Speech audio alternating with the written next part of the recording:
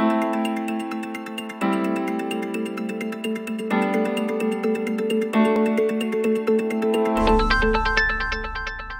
va vous présenter un nouveau produit qui, espérons-le, va vous plaire, parce qu'on a envie de nous faire plaisir, mais également de vous faire plaisir. Et de quoi parlons-nous? Eh bien, vous avez peut-être vu ou pas que ce qu'on vous propose, c'est un Road to Rail.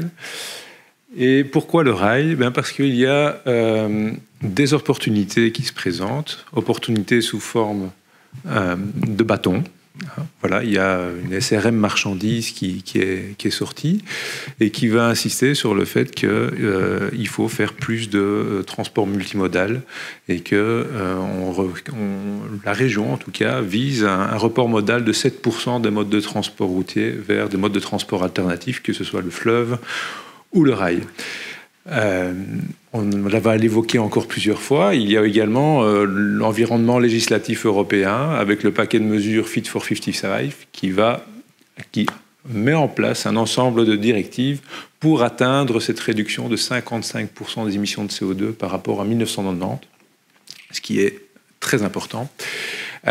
Et qui probablement va se faire avec des mesures contraignantes, puisqu'on sait déjà que dans les mesures proposées, il y a l'intégration des émissions de CO2 émises par la logistique dans la taxation carbone.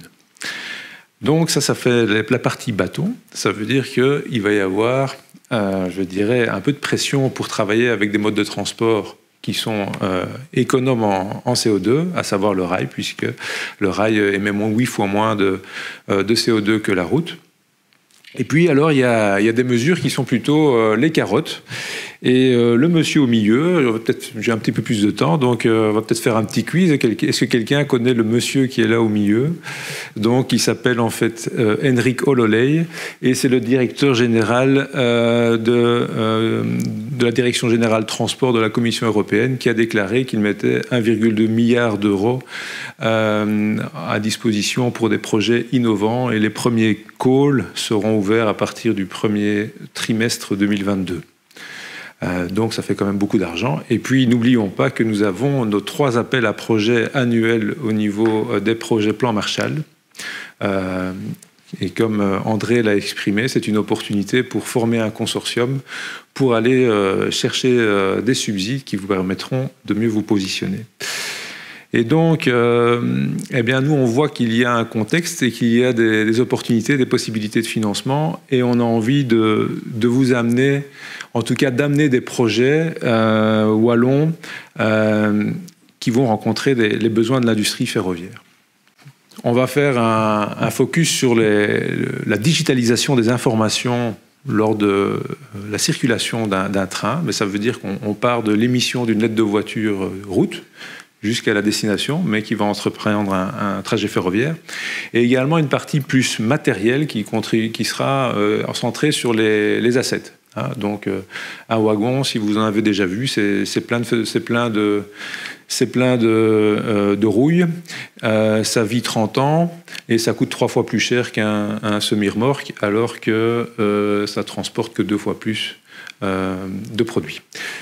Donc, pour vous amener, donc là, il y a clairement une possibilité de disrupter le secteur. Et pour générer des projets, on va mobiliser en fait les 3 compétences du pôle. C'est l'aspect networking, l'aspect excellence et l'aspect innovation, gestion d'idées. Alors pour aider les partenaires, les participants au Road to à s'immerger dans le domaine, il y aura 2 journées qui seront prévues sur l'état de l'art du transport ferroviaire. Donc on va vous expliquer qui sont les acteurs, quelles sont les procédures utilisées, quel matériel est utilisé. Et on va voir vraiment en détail comment faire circuler un train, quels sont les facteurs de coût. On va vraiment essayer de vous donner un kick très rapidement. Puis la deuxième valeur du pôle, c'est le networking, c'est utiliser la valeur de l'écosystème. Et on va organiser donc des visites sur des sites industriels donc purement ferroviaires, ou bien chez des transporteurs routiers qui utilisent le rail et qui auront la possibilité de vous expliquer pourquoi c'est bien. Et on en a pensé également à un qui va nous expliquer pourquoi ça a été la misère totale.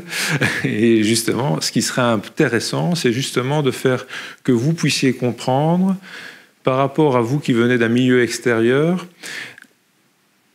qu'est-ce qui vous semble bizarre finalement? Quels sont tous les éléments qui vous posent question et finalement qui pourraient être, grâce à vos compétences, résolus et faire l'objet d'un projet d'innovation? Et donc, il y a un certain nombre d'hypothèses qui vont émerger dans votre tête, on l'espère, et j'en suis même convaincu.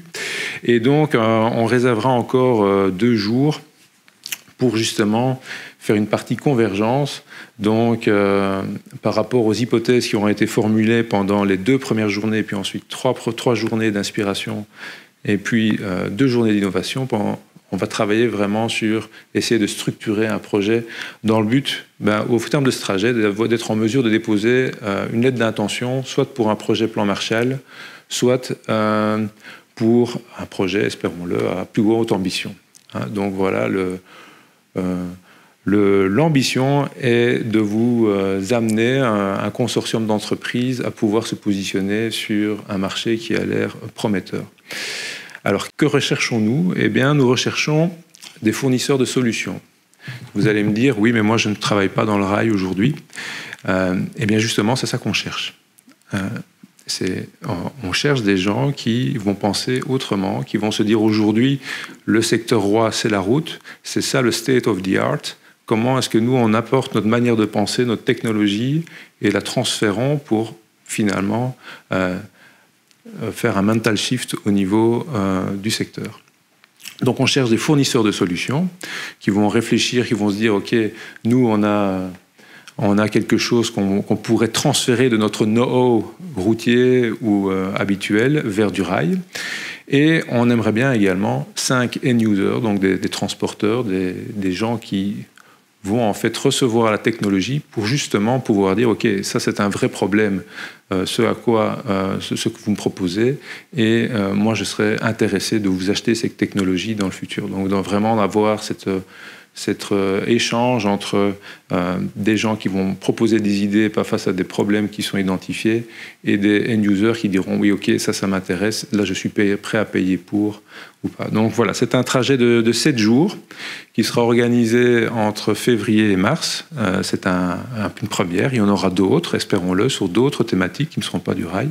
Et comme Bernard l'a dit, c'est un appel au groupe à nous suggérer des thématiques. Et donc ce qu'on veut, c'est vraiment avoir comme dans les aéroports, une fast lane où on va tous ensemble, avec un groupe compétent, arriver à des projets d'innovation porteurs. Voilà, je vous remercie beaucoup et vous pouvez me contacter.